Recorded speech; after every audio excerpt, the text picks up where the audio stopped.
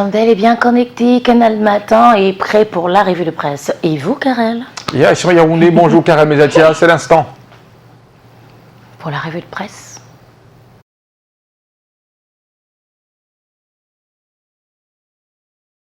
Bonjour Patricia, madame, messieurs, bonjour. C'est avec beaucoup de plaisir, un plaisir renouvelé d'ailleurs, que je vous retrouve ce vendredi matin pour la lecture transversale des journaux en direct des studios de la cité capitale. Exercice assuré ce matin sur le plan technique par Lionel Capfeu et on démarre immédiatement en économie. On en parle avec le quotidien L'économie, le journal de Thierry Ekouti fait immersion au sein de deux entreprises, la Cameroon Development Corporation CDC et Palmol Plantation, les entreprises qui seront bientôt audité, précise le journal. L'objectif étant d'analyser la viabilité de ces structures en vue de l'amélioration de leur performance.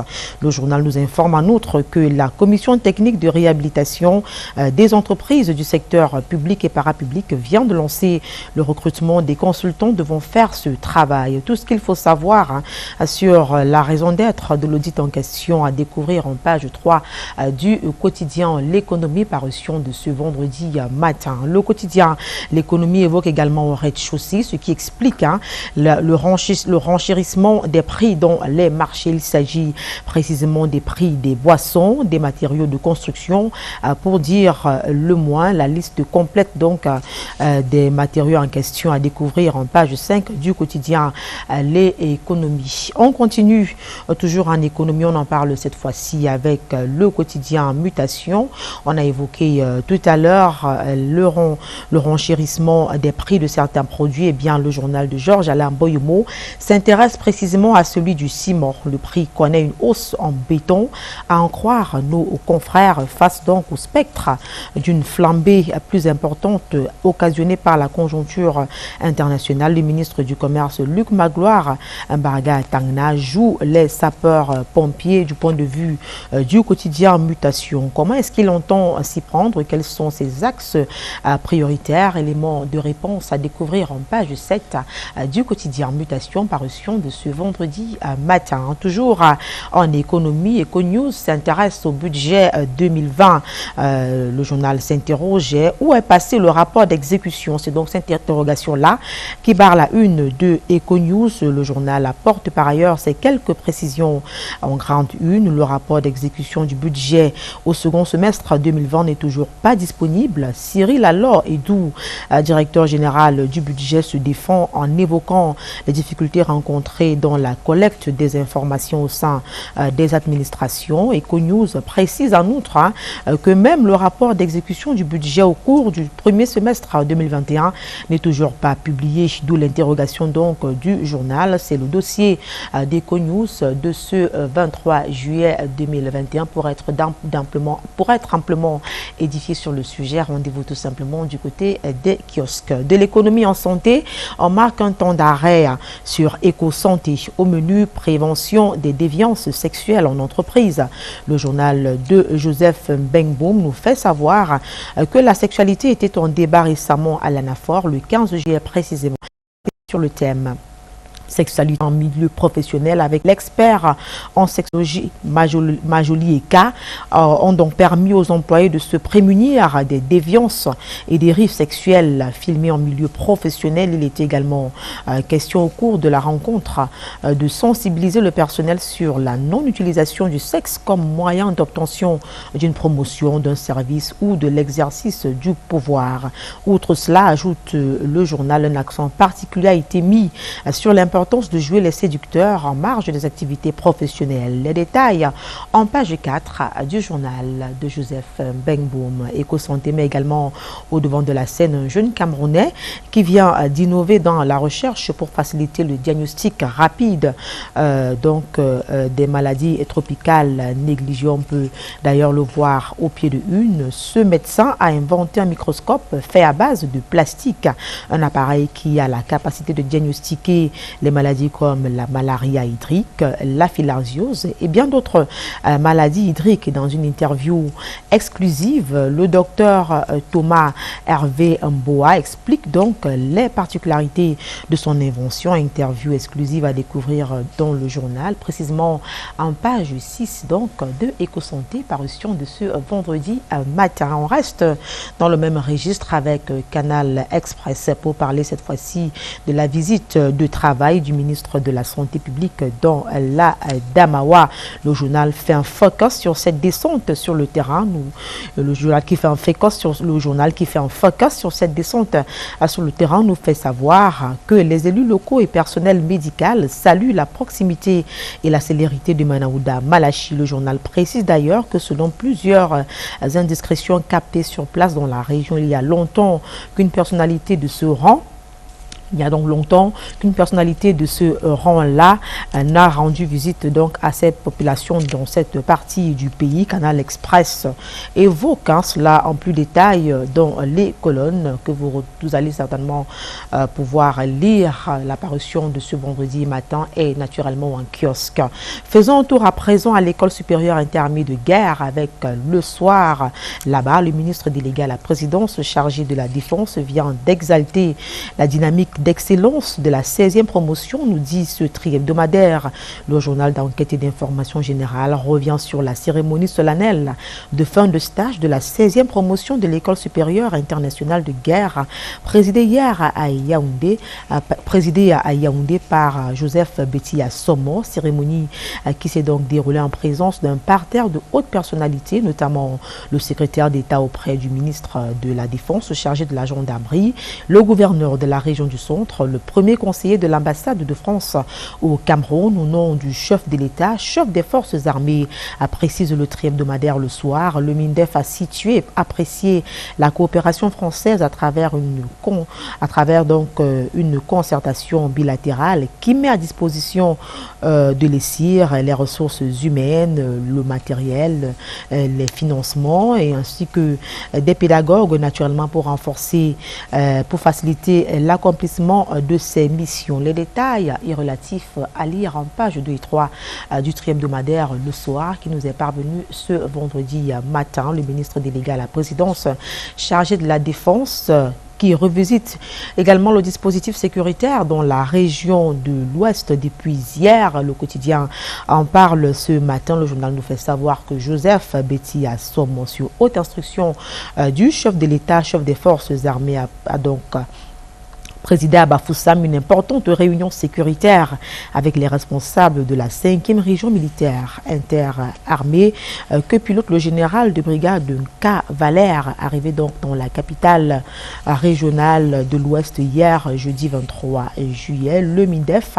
se sera rendu préalablement à Mbouda pour une visite de travail dans le département des Bamboutos, victime de quelques attaques terroristes.